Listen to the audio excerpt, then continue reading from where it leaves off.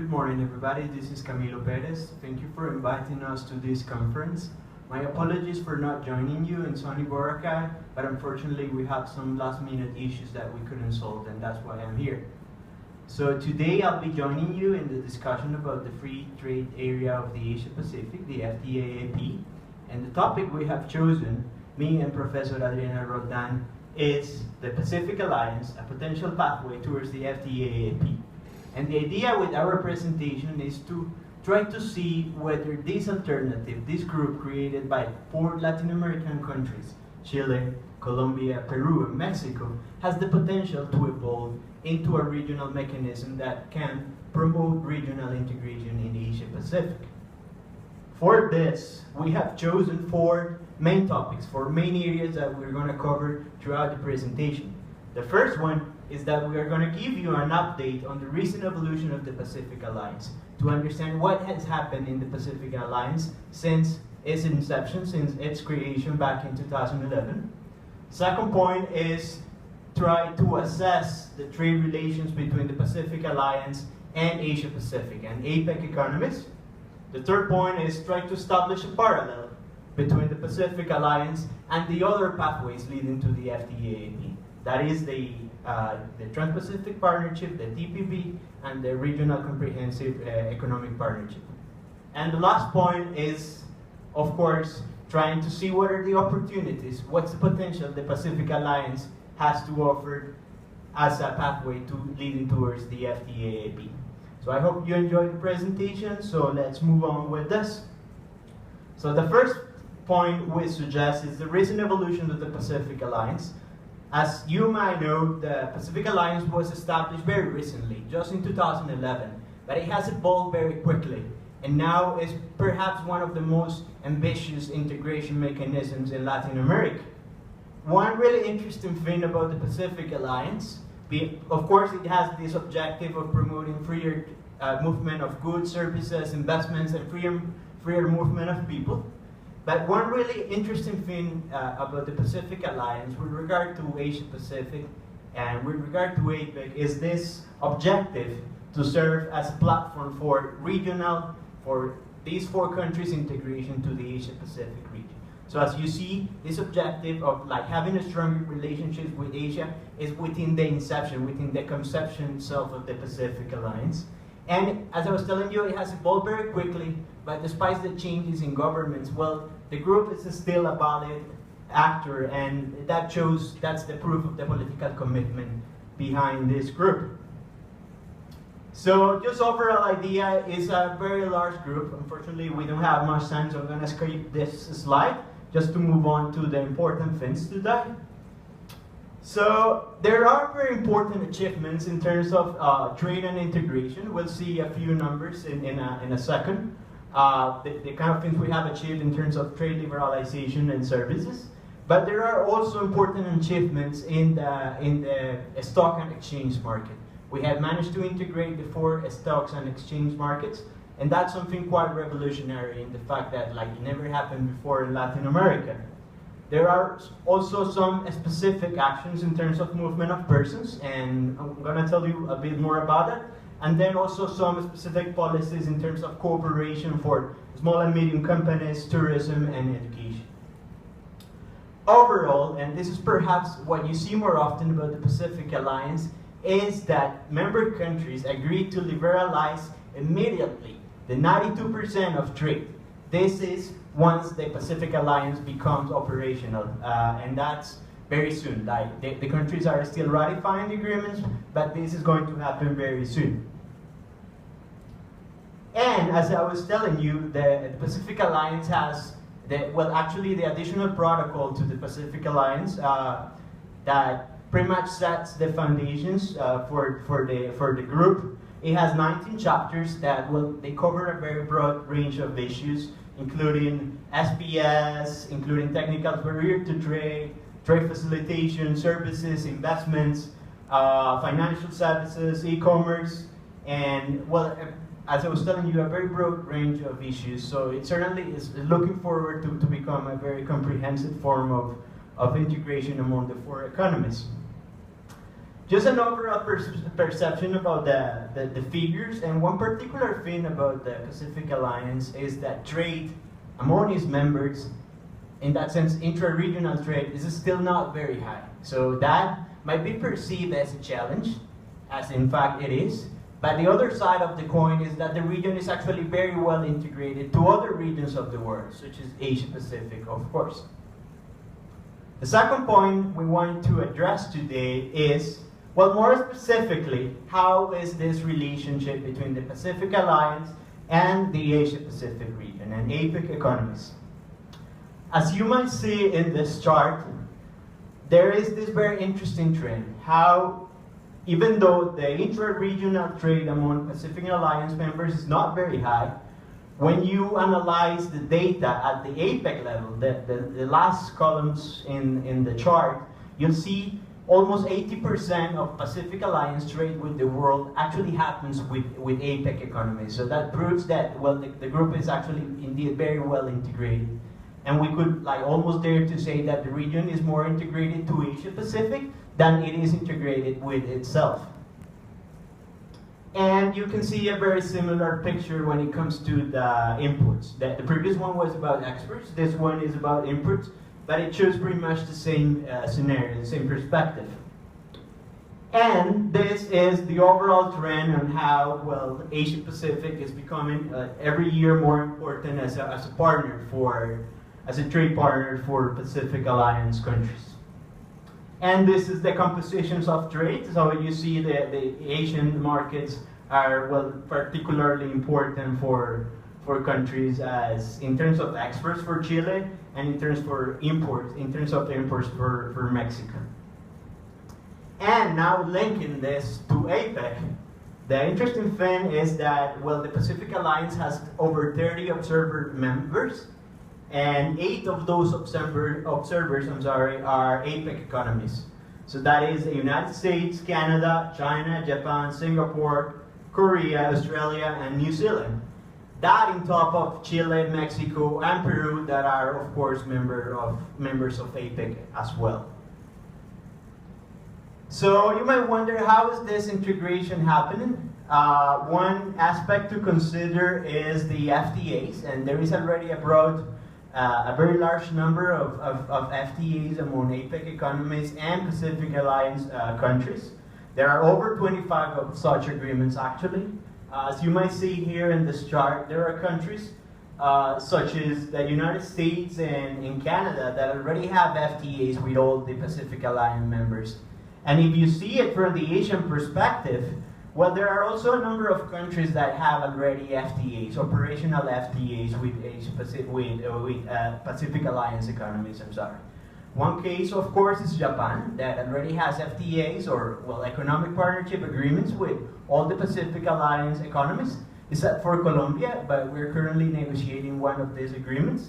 And Korea has also signed agreements with 3 of the Pacific Alliance members. So you can see that in terms of FTAs, there's already one approach between the 2 regions that you must keep in mind.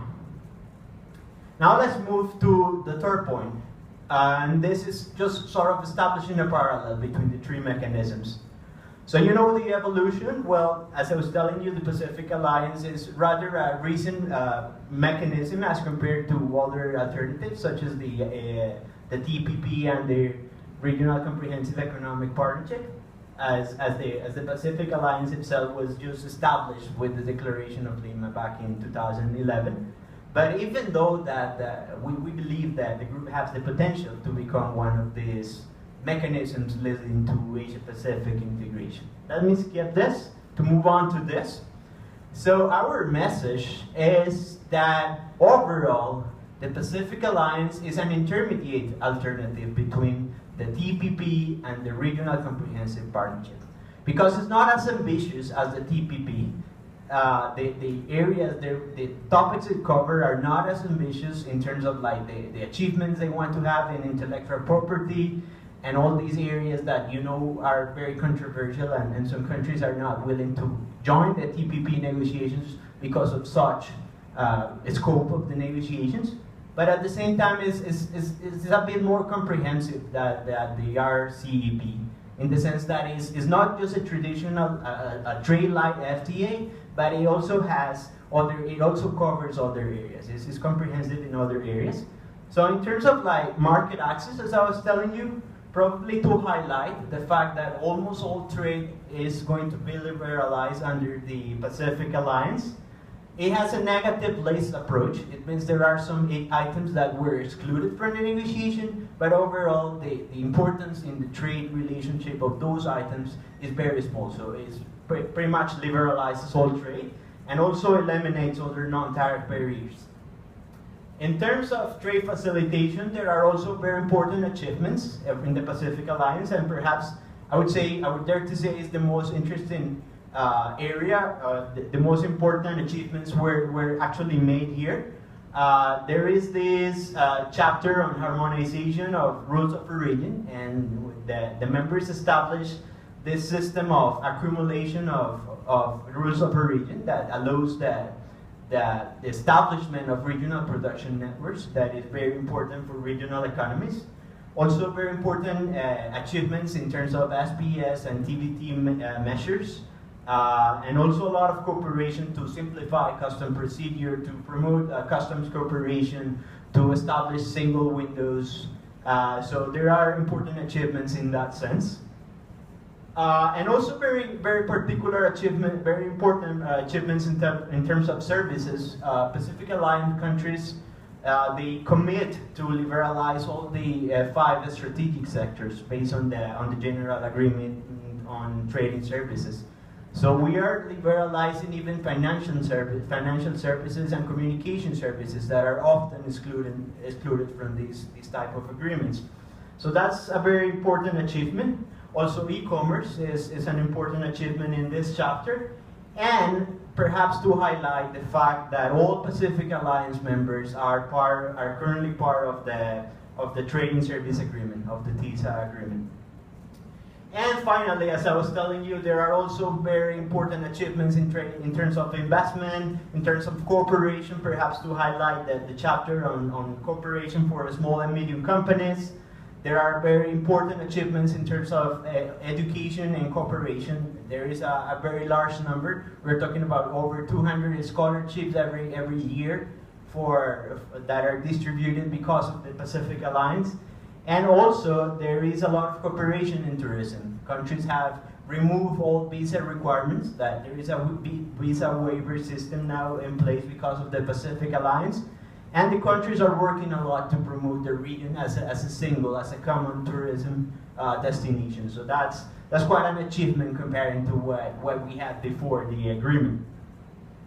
So now, moving on to the actual conclusion, to the actual question we had for the conference is, has the Pacific Alliance the potential to become a pathway leading towards the FTAAP?